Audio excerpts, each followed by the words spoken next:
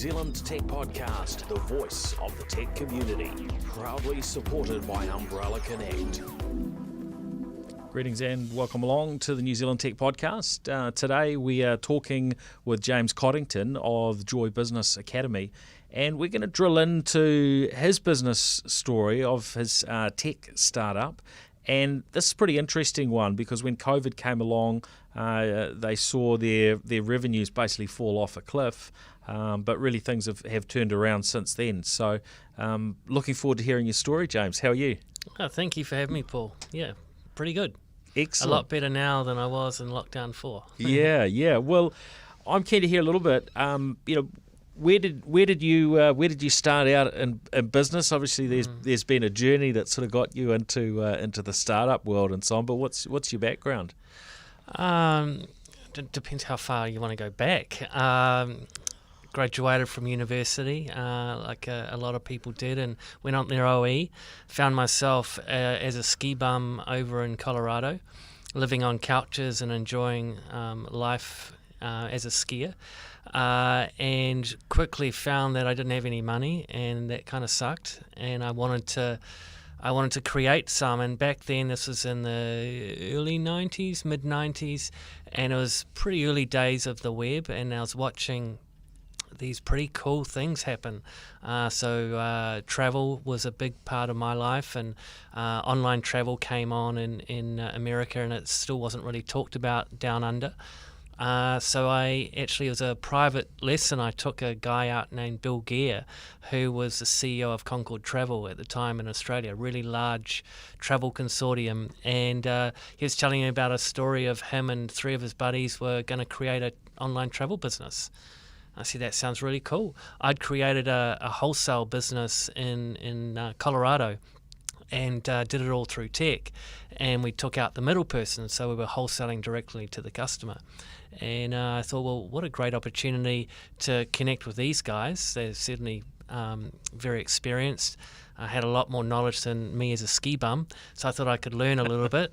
And I went back to Sydney with my partner, and we were part of that startup called travel.com.au, which then became the first .com business to float on the stock exchange on the ASX. So that was really fun. I was early, mid-20s, and it was a hell of a ride for a couple of years, and then went on and created an online veterinary business, advisory for animal health.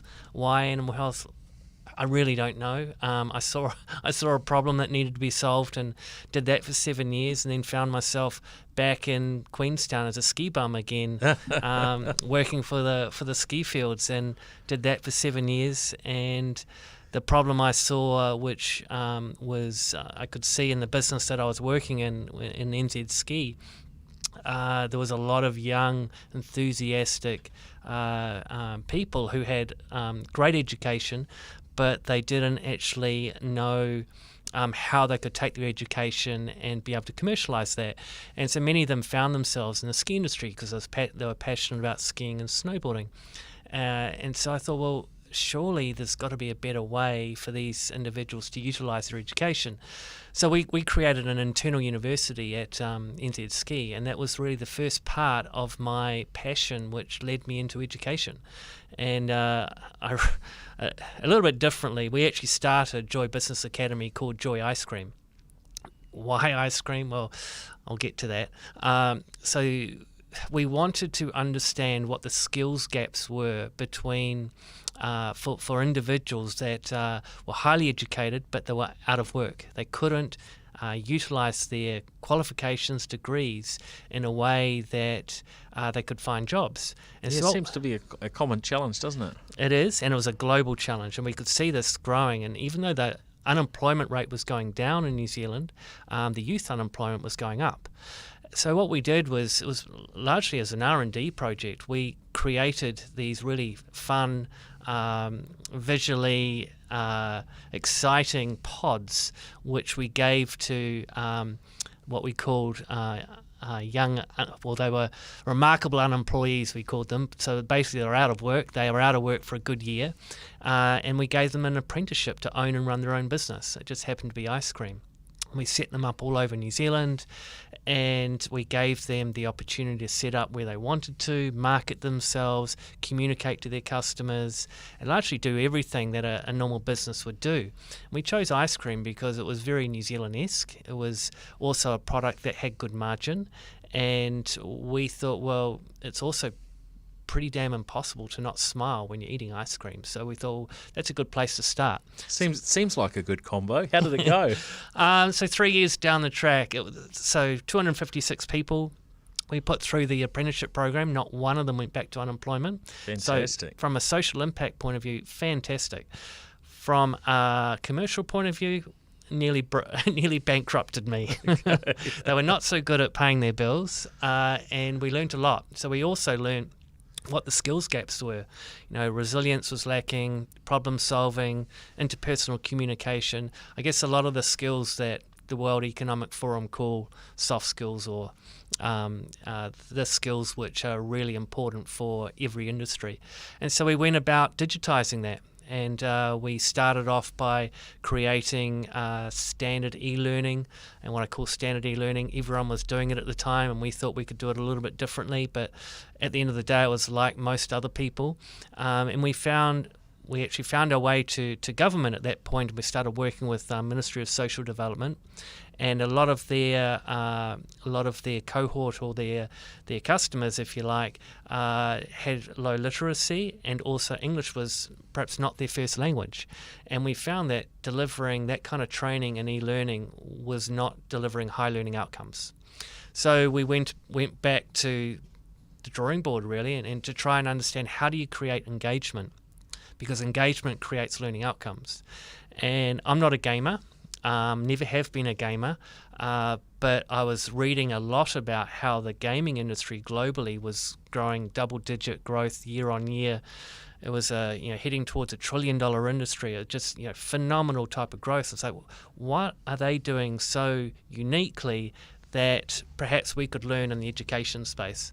So I spent a good 3 months of my life going around and immersing myself in gaming companies, and I was absolutely staggered at what they were creating digitally. And as you would know, Paul, it's they create fun, they create engagement, they create this immersive experience with a healthy appetite, healthy competition, but also a sprinkle of addiction thrown in there. And I was like, wow. Well, it varies how much of Yes. whether it's a sprinkle or or a more, lot, doesn't it? or a in lot, gaming? yeah. So I was like, well, I've never heard education described in any of those terms. So if we could take the gaming, the core of what gaming delivers, and deliver it in an educational sense and purpose with an educational outcome, surely we're going to have really high learning outcomes. So we did. Blindly, we brought on a whole lot of game developers. What stage was that? Three. So that would have been 3.5 years ago. Okay. And we went to recreate what we'd basically been doing in the ice cream world in a digital world. So we created these Tycoon series, which was about giving people the opportunity to play a game, but actually creating their own business while playing that game. And we integrated, some of the New Zealand's leading businesses. So we had BNZ in there, we had Microsoft, Xero, BDO. There was some others which they'll be Microsoft, just a small company. So we had all these different companies integrated into the game. So they weren't just learning how to play a game, they're learning actually how to set up Xero, how to interact and pay bills through Xero, how to use an accountant in an advisory capacity in BDO, how to get a mortgage, or how to loan money from a bank. All of those things, but we did in a game.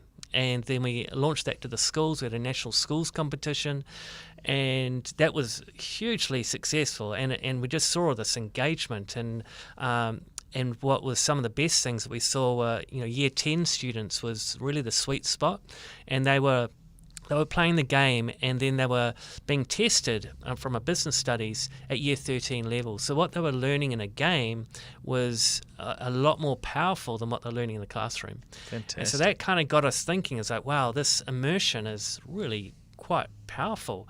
And we were always looking for how do we create a more immersive experience to create even better learning outcomes. And that's when virtual reality came along, and Oculus came out with their Oculus, which is a headset owned by Facebook, came out with the first untethered headset. And what I mean by that is, up until then, VR has been largely a headset, but it's been tethered to a big old computer. You need a pretty powerful computer to run them, didn't you, in those early days, whereas the portable Oculus equipment is pretty light. You pop it on your head and away you go. You just need Wi-Fi. That's all you need. Yeah. So that was a game changer for us, because that meant all of a sudden virtual reality could not only go into workplaces, but the price had come down so much. You're paying $399 for a headset, whereas before you're thousands of dollars. So the barrier to entry dropped away completely, but the real barrier was still the cost of creating these virtual reality scenarios, and there's still $300,000 plus to create these things. So we thought, well, after doing a little bit of research and talking to customers, we realized that they all wanted the same thing. So instead of charging 10 different customers the same thing to do the same, we thought, well, we'll invest in this, we'll create scenarios ourselves, put it in the cloud, and sell it as a SaaS product. And that's what we did. So people are just paying a subscription effectively, rather than having to invest the $300,000. Yeah. So a small company with 2 or 3 people in their organisation can now adopt VR for training and qualifications, whereas that was just a pipe dream before. That was generally what really large businesses with huge budgets could actually afford to do. Yeah, I remember an experience with Ford. And I went to a research and development centre they had, and they had a few of them around the world. This particular one was in Melbourne, and so they had a augmented reality type of situation. I mean, at their stage, it was they would have spent a lot of money. I think the virtual reality system hardware was at least $300,000. They had basically a frame of a car. And it was, you put the headset on, you were sitting in the car, but it would help them in the design. And of course, now that stuff's at commodity type level where you don't have to be a Ford, obviously, to afford it. No, and exactly right. So that's great. I think that's one of the big opportunities in education, and why we're focusing on the education space is because what VR can actually achieve in education is you reduce the time it takes to learn a concept, but also you apply that concept in a real world environment. And so you're not only learning, you're applying. And so as an example, you might have 8 hours of classroom, you can actually reduce that down to like 30 minutes. So not only are you able to reduce the time it takes to train, you also increase the learning outcomes tremendously. So they say, a traditional classroom style tutorial or a training session is around about 30% is your recognition of learning or your learning outcome. Yes. And in a VR environment, you're getting up to 98%. And I mean, it's not rocket science, because if you can immerse someone in an experience, they're having fun, they're experiential, so they're actually able to apply what they're learning. Of course, they're going to learn and remember those things, as opposed to, it really depends on how good the tutor is or how good the person who's delivering, well, you're the also facilitator. In a normal school scenario, you're in a room with a whole lot of other people, right? And so that has to go at the level where hopefully everybody keeps up. There can be a lot of variability. I mean, personally, I remember as it was about an 8-year-old a period where I studied through correspondence school because our family was doing some travelling, and we were doing maybe half the length of time we would have done in a classroom for each day's study, and I think in theory we were supposed to be achieving about the same level. So, but with what you're saying with virtual reality, you could take your day's education down to 30 minutes. If you can do that, I think there'd be a lot of youngsters lining up and saying, yeah, I'll do 8:30 a.m. till 9 a.m. as my school day. Thanks. My son would be very excited. That would mean 8:30 to 9 o'clock doing classroom stuff, and then he'd be out in the field kicking his ball around like they should be. Yes, I mean, the opportunities really are only just being explored at the moment. So if you talk to Oculus, which is the biggest provider of the untethered headset, they're creating, if you like, the iTunes of VR in their suite. And the last time I talked to them, 98% of all VR on their suite at the moment in their library is games. So only 2% currently is education, but the education's growing at over 20%. So very quickly it's being adopted, and it's not just being adopted by crazy scientists like myself and the JPA team. It's being adopted by very reputable universities, which are now training their surgeons. University of London are training their surgeons in VR. And they've already come out with these really compelling studies that they're able to increase their ability and speed of adopting a certain technique significantly faster than the people who are using cadavers even. So that's pretty cool. So the adoption and the opportunity is not just in what we do, which is around the compliance training, learning, and trying to make what I would call relatively dull health and safety training into some fun, vibrant, exciting training which people remember and ultimately create a safer work environment for them. Well, yeah, just joining up the dots there. If you can learn quicker, and I mean, there's so much time and money that goes into a lot of education. The flow on of that when we look a few years out. Now, you mentioned about $300,000 to put something together. Yeah. What does that deliver? Because I can imagine if you were trying to build a virtual reality, course for medical purposes. I mean, you could spend a whole lot more money than that, probably a limitless amount of money. And I imagine there's a level of sort of continuous improvement that goes into these things. There is as well. Yeah. So first of all, we look. We've partnered with Ministry of Social Development around solving problems around the redeployment, retraining and reskilling of the workforce, which we are obviously now unfortunately are out of work, and we're looking to industries which have the best opportunity and where they have the availability of trying to get people into that industry.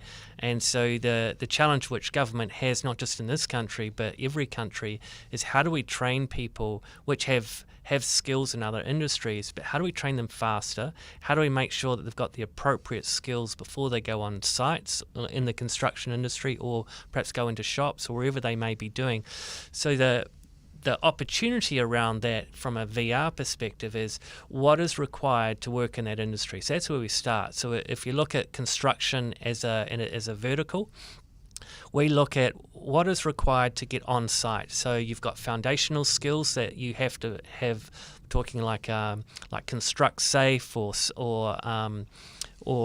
site safe, or some of those. They're qualifications that everybody must have before they go on site. And then perhaps, so that's what we call the foundational skills. And then on top of the foundation, where are they going to work? Are they a carpenter? Are they a labourer? Are they going to be working at heights? Are they going to be working in confined spaces? So we look at all of those different areas. And we like to say that we're trying to create, I use the analogy of Netflix. Most people understand what Netflix is, especially over lockdowns. You're creating a series. So when you're going into a construction industry job, you have a series of different qualifications you require and you have to have before you go on site. And it's not just looking at, say, a pilot. You're just taking a piece of that. You have to literally deliver all of those, and we have to deliver that in a fraction of the time. So what we do is we work with New Zealand NZQA, because that's the minimum standard. We work with WorkSafe, which they're obviously they're the police of when things go wrong, but they're also being very proactive to make sure people have the appropriate skills before they go on site. So we work with all these different people, but then we work with industry. So we create this group of subject matter experts that build these things. So as you can see, it's quite technical, but and to answer your question, $300,000 basically buys you about 30 to 40 minute VR scenario, which is aligned to a qualification. Yeah. So instead of doing a New Zealand Security Association, there's 3 unit standards. You might spend a couple of days doing that. Well, through our VR scenario, you're able to do that in a fraction of the time. But not only that, you're able to deliver it to people who perhaps couldn't do it before because they had language challenges or perhaps had literacy challenges. So there's not just reducing the time, but you're also able to open it up to more learners. So MESD have been a great partner for us because they identify where the problems are, and we put a global lens over that and go, well, these are the problems which we're facing in New Zealand. Is this the same problems that have been faced in America, for instance? Because that's a focus of ours in our business, and largely they are. We talk about the post-COVID world because we're getting a little complacent in New Zealand, but we are in a different place than perhaps they are in America and even in Europe. Definitely, yeah. And so what we're doing here is almost the canary in the coal mine for them to have a look at what's actually happening, where their opportunities are. What does the future look like? What does the future look like? Yeah. It's right here, right now. It is. And that's really good opportunities because we actually do have some good credibility in the States. And they're looking to what we're doing here in New Zealand, which has opened up a tremendous number of opportunities post-COVID. Yeah. So tell us a little bit about with COVID. Now I heard that your revenue basically fell off a cliff. Yeah. And I guess there were varying sectors where that happened, and in a lot of cases it hasn't come back. How's that actually played out for you? Because when I think about the concept of learning, this is something that we all need to do. COVID has caused a lot of disruption to various employment.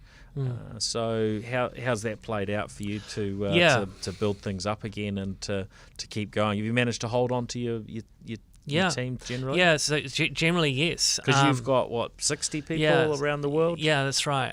So we've been fortunate that we've been able to retain a good amount of our team. But the challenge which we faced was like a lot of other businesses. I woke up in lockdown 4 and just saw all these emails saying, we're putting this on hold, we're stopping this, we're not doing this. So seeing your revenues, drop from $1 million a month down to, dollars, but you still had, a good amount of people that you were having to support and ensure that you didn't want to lay them off. It was really challenging. First of all, we turned to our bank, and BNZ were tremendously supportive and gave us a working capital loan, which allowed us to give the assurances to our team that they had a job until at least end of June. And keep in mind, we were having this conversation with our team in March, so they had some continuity. They had some security around what they were doing, and that was really helpful. That's awesome, and it does seem to vary from bank to bank in terms of how geared up they are for that type of lending, right? Yeah, so it was. You were in a good. That was a good outcome that you may not necessarily have had if you were with someone else, some of the other banks. So. You're probably right. I wouldn't know because we've only ever banked with BNZ. So fortunately, we had a good balance sheet and we didn't have any lending up until that point. And we had a good story that which was being played out. But having said that, our revenue fell off the cliff, and we had one or two choices. We could, throw the hat in the ring and say that's it, we're done, we're walking away from this, or we double down and really understand, is the problem that we're going to be solving in the COVID world still relevant? And the answer to that was yes, hell yes. And we're going to be needed a lot more in a COVID world than actually what we thought we were needed in a pre-COVID world. Yeah. So we were in a fortunate position, and look, you can't engineer these things, but we found ourselves with a lot of tailwind behind us. So even though our business levels haven't returned to the pre-COVID level, we've now got more momentum in behind us than we ever had before. And if COVID assisted us with anything, it was awareness, creating awareness amongst every industry that they could train, redeploy, reskill their teams in a different way. And not only do they have to do that, there's actually a better way. And so you're actually able to get their ear a lot easier in the post-COVID world than trying to convince some pretty traditional thinkers that learning in a classroom is actually a better way. And so that was really helpful for us, and also it allowed us to, I guess, reposition our goals, because before COVID we were focused on delivering into tourism, retail, hospo, which is kind of ironical really, because those were the three industries which were really massively impacted and affected. Hence why you took such a hit. Yeah, exactly right. Yeah. I mean, as an example, we were doing work with Burger King, and unfortunately, we know what happened with that organisation. So there was a lot of challenges which we were faced with, but we were able to turn our focus around to be really myopically focused on a few industries. Instead of doing 16 that we were doing pre-COVID, we really focused in the construction sector, security, and building out a deeper proposition, going back to the Netflix analogy, creating a series as opposed to some pilots. And that's been really helpful for us. And now we're getting back into tourism, partnered with ATED, and we're doing some really cool stuff in that space. So they're not dead. No, they're just coming back into life again, because I think most industries understand training will never disappear. And when tourism does come back on, which it will, I have absolute confidence it will, we're going to have to learn to train them more effective than we've ever had to do before, which is speed and learning outcomes. And so we're now getting back into that and starting to really refocus in how do we recover from COVID, and how do we as a business help and support those industries as they get back on their feet. Yeah. Now, with the business, how have you funded the business, from the get-go? Sort of bootstrap type thing, or have you got a lot of external funding? No, we bootstrapped it for the first few years.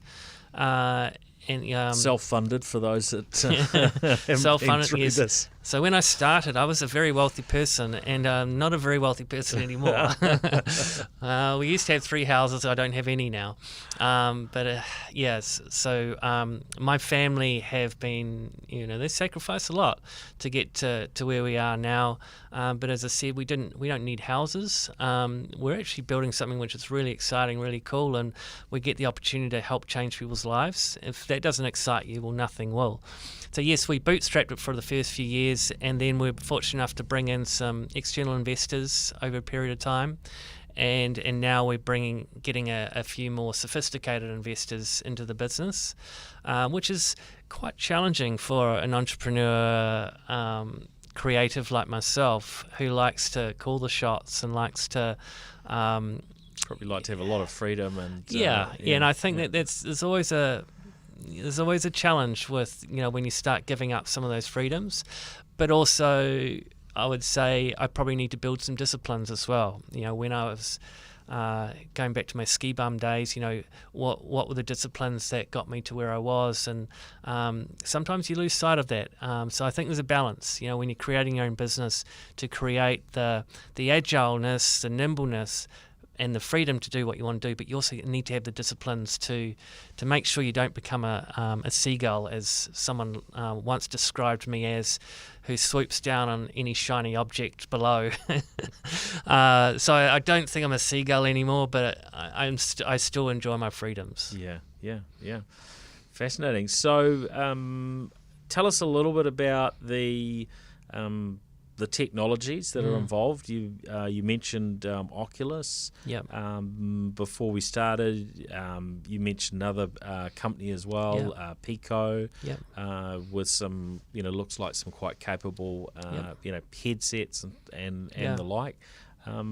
What are the key bits that really make this possible? Because if we look back a decade and you had been trying to build this business a decade ago, it just wouldn't have been possible. And that's the nature of what tech enables is so many new businesses, and we look at in New Zealand and things like Rocket Lab. There's really, I think, a pretty interesting mix of tech startups here. Some of those are very purely software, and things being invented now. Could have, if the ideas were around and the funding was there, have maybe happened in years gone by. But yours is one that you're very much tied to the cutting edge of technology that is rapidly becoming more and more affordable, right? It is. You're right. 2 years ago, we wouldn't have been able to create our business. One, the barrier to entry was too large for organisations to adopt VR technology. You're talking minimum $10K US, and it wasn't mobile. So when the first mobile devices came out, that was a game changer for us. So we work with Oculus, which was bought by Facebook 4 years ago for $2.8 billion, and they've invested probably that again. Having Facebook owning hardware is probably not the best idea in the world, in my opinion, because they're already starting to bring in a lot of barriers to using their hardware, which has to be linking to Facebook. Yeah, I know. I noticed that requirement to have a Facebook account isn't something that probably lines up particularly well from a business perspective, is it? No, it doesn't. Nor from a large organisation where you've got a hybrid of individuals, which not everyone has a Facebook account. So on that basis, we have been exploring other opportunities. So there's a great company called Pico, which is a Norwegian company, and they've got amazing technology, which we've just we're trialing now in our offices. They're very new, exactly the same. They're an untethered headset, slightly more expensive, but they don't have the restrictions around what Facebook are starting to bring in. So from our perspective, we're relatively agnostic. We just want to work with an untethered headset which provides the very best solution as well as experience to our customers. So when we build our technology, we actually build the technology in a program called Unity, which most gamers will understand and know.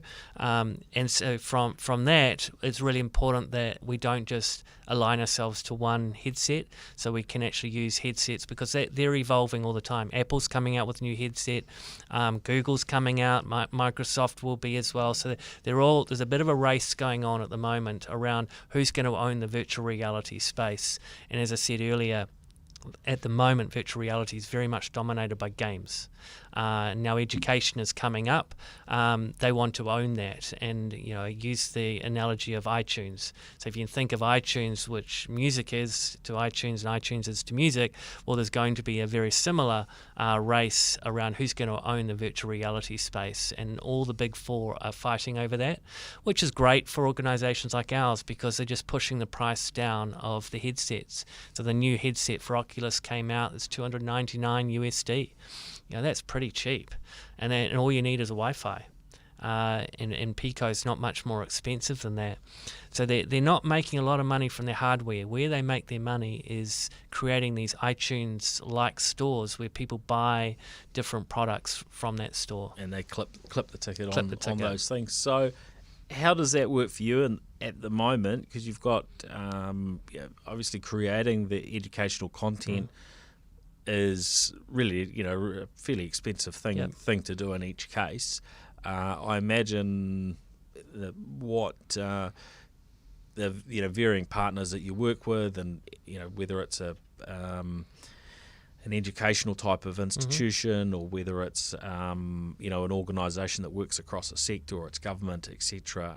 They'll have particular ways that suit them to acquire. So can you bypass these sorts of stores, or do you have an element that goes through those things, and then separate subscription things that go on top? Is that complicated and a challenge, and something that you're wondering how it's going to play out over the next few years? Yeah, so that has been a big challenge. Right from the start, Oculus has made it very clear that there's an Oculus for business and it's an Oculus for consumer. The Oculus for consumer is $299 USD. The Oculus for business is a $1,000 USD. And they charge you $180 USD per headset per year. So very early on, we had to come up with solutions whereby our customers could use the consumer headset but work within our framework. So we created what we call our facilitator app. So when you're doing a VR experience, and then multiplayers, so one person could be sitting in this office with a VR headset on, another person could be in our San Francisco office, and then the facilitator who's actually assessing and working with those people in their headsets could be sitting in London, for instance. Okay, so sure. they can be all different locations, but you all meet up together in the cloud in a VR environment. And so we created that, and that was the first of its kind in the world. We had to do that to allow our customers the ability to connect remotely. And when you think of our first customer in this was Ministry of Social Development, and they have multiple locations throughout the country, and the vision was that somebody in Gore can interact with somebody in Kerikeri, and you could have a facilitator sitting in the MSD Wellington office, and you're going through that whole scenario together. And so fortunately that worked out really well for us, because now we've come out as a market leader globally, because we've created a really unique proposition that connects to not only Oculus's headset but any other headset, and the headset becomes a tool in what we're delivering, but it doesn't have to be Oculus. It can be other headsets as well. So we're very, very fortunate in the space that we found ourselves in, because we could have gone down another road. As all tech businesses know, you get to a lot of junctures and you've got to choose which road to take. We're fortunate we took the right road on that one. Trust me, not every road has been the right road. So what are some of the hardest challenges that you've dealt with over this period? Apart from cash flow? Yeah. I think you're talking about over the COVID experience? In particular, although I'm always interested with business journeys in terms of those different sort of turning points and challenges along the way. So when you think of, just rewind what I was saying earlier on, when we started a business, it was ice cream, and we had to make a really big step to go from the ice cream into the technology, and then within that technology we also had to take another step away from traditional what everybody wanted, which was e-learning, and go into the gamification of learning. And that was a massive, I think, going from e-learning to the gamification of learning was the biggest step that we had to make, and that was very risky, because we were in a safe and secure place in the e-learning. We had good business, we had good customers, it was ticking over. Right, so you actually had to give up something that was we did. You could say, well, we've got a solid business here, and you actually had to sort of flush that, basically. We did. We had 14 staff. It was very manageable, and we were doing some pretty cool stuff in the e-learning space. We got good customers, but I was not satisfied. I didn't start this business to become a solid business in New Zealand. I wanted to create a globally leading organisation which was changing people's lives. And what we were doing was not changing people's lives. It was just really clipping the ticket of what everyone else was doing. So it wasn't a hard decision for me, but we went from 14 staff to 28 staff within months. And we brought in these game engineers, which were expensive. We brought in designers. We brought in all these, which I didn't know anything about. And that was a massive risk for us. It paid off. We're now in a unique position with very few competitors because we took those risks. Some of the risks that we took didn't work out for us. I mean, we've made some crazy decisions, wrong decisions, cost us, etc. What's the silliest decision you've made? Well, I think the silliest decision I made personally was when we're first starting the business in the first year. We with my co-founder, who it was very much design focused, created these beautiful pods, and I thought it was a grand idea to get 20 of those built. Cost us a fortune. 600,000 to be exact. Wow. And I thought, wow, that's a really good idea, James. We didn't have 600,000, but we had so much confidence we're going to sell these to these remarkable unemployees. Well, no one told me that the remarkable unemployees don't have any money. So no one was buying these pods, and that nearly broke us. Well, nearly broke me as well. That was probably the craziest decision I've ever made in this business anyway, which didn't work out so well. But there are always going to be those things, and you have to, you have to make a decision and just keep going forward, don't you? Yeah. So Back yourself. Any successful business story is going to be littered with all of those things, and then the learnings that come out of them, which maybe years later when you stack it up, the 600,000 may well pale in comparison to the value that actually came out of that, and how things played out in the future, right? That's what you hope for. That's anyway. what I described to my wife at the time. Yes, yes, and it's absolutely right. If there's one ingredient, people ask a lot. So what's the key ingredient which you need to create a successful business? And that is grit and resilience, and having the perseverance to overcome obstacles, because it doesn't matter what business you start or how amazing it looks on paper. I guarantee it won't end up being what it was when you first drew it down on paper, and having the ability to overcome those obstacles. If you can do that, well, you can achieve anything. And I know that might sound cliche, but you really can.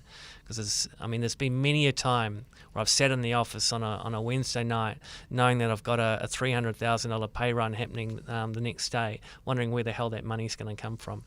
And thankfully we're through those times, but it is challenging, and you have to find ways to circumnavigate some of those challenges. And also it can be very lonely, because you can't really share that with your staff. Hey guys, I'm not sure how I'm going to pay you tomorrow, but you might have a mass exodus walking out the door. Some of that is got to be common to many that are involved in startups, whether they're tech businesses or not.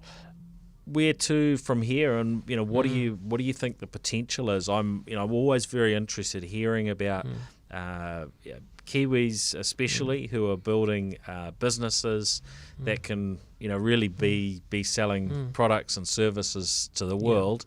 And yours sort of sits firmly in that place. You're already operating I think most of your team here in New Zealand, but you've got Philippines, some in Philippines, and something in the US as well.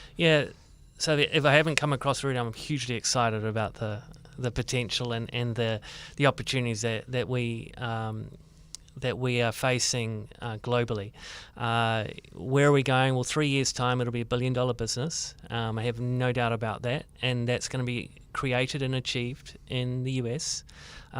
We already have pilots happening in the US right now with 750,000 employees across the construction sector, and the opportunities that we see through our partnerships with some really large organisations, the UN, Smithsonian, the National Academies of Sciences, EY, all these really fantastic organisations believe in what we're doing around the future of work, and the opportunities that we've been able to achieve in New Zealand with 5 million people. When you start putting a lens over that with 350 million people, boy, that gets exciting. And that's what really drives me, is being able to be a part, an integral part to the recovery post-COVID, and getting these people into work in a fraction of the time, creating learning outcomes that have never been seen before. And in the process, we get to have a hell of a lot of fun at the same time, live in San Francisco, do some pretty cool things, and ultimately be that global leader in what we're doing. And our challenge right now is we are a global leader from New Zealand. We can't travel right now.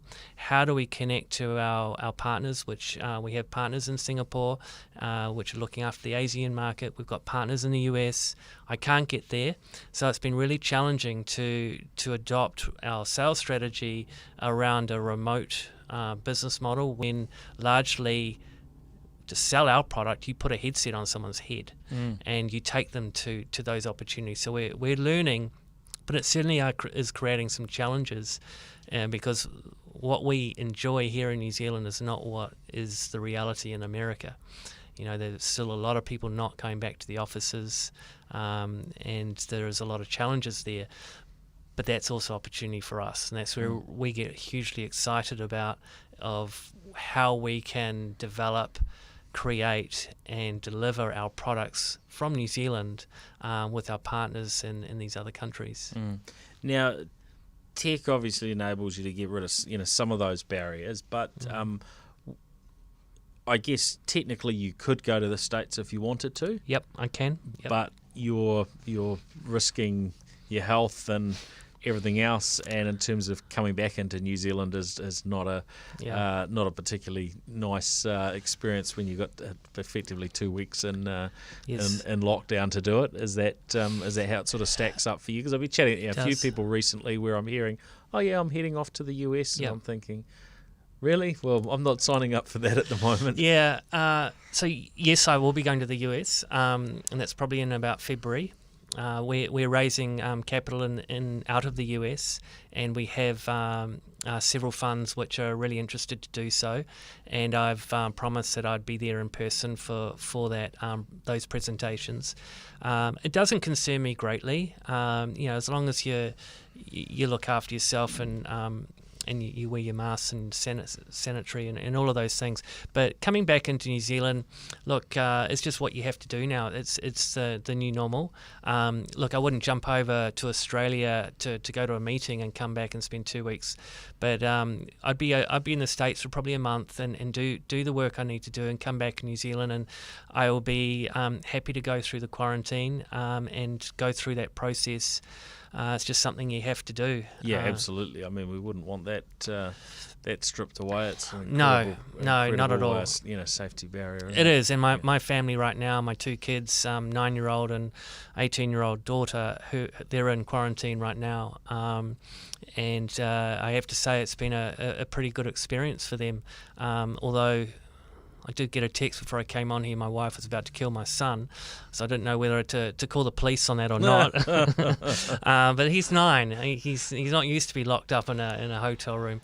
But I just think it's the new normal. I think that's just something that you have to commit to, and we're very committed to the US market. To do that, we need to raise capital in the US, and it's just a necessity really of what we have to do. Right. Now, those that are interested in finding out a little bit more, maybe they're wondering whether you're a place that they should be working, any of those sorts of things. What's the best way to get in touch? Yeah, well, our website's joybusinessacademy.com or skillsvr.com, and you can depends on what it is you want to contact us on, or you can just contact me directly, just james@joybusinessacademy.com. Love to help, especially if there's anyone looking for jobs in the tech industry, and always looking for amazing talent who want to work in an organisation which is helping people's lives. Yeah, well, I like that you bring together two things that I think New Zealand is very good at, which is innovation, using technology, and then also the creative talents that we have here in New Zealand, and of course that's also helped us on the tourism front as well, in terms of attracting people to see what they've seen in the movies. So it's really good. It's been a real pleasure to have you on the podcast. Thank you, James. No, thanks, Paul. Thanks for having me. Yeah, great. And look, a huge thank you also to our partners, to Sumo Logic, Vodafone, Spark, Vocus, HP, Samsung, Gorilla Technology, and Umbrella Connect. Now, it's their support of this show and of the technology and innovation ecosystems here in New Zealand that really makes them stand out. So, please support our partners. All right, that's it. We'll catch you next week for our next show. Cheers. New Zealand Tech Podcast, the voice of the tech community, proudly supported by Umbrella Connect.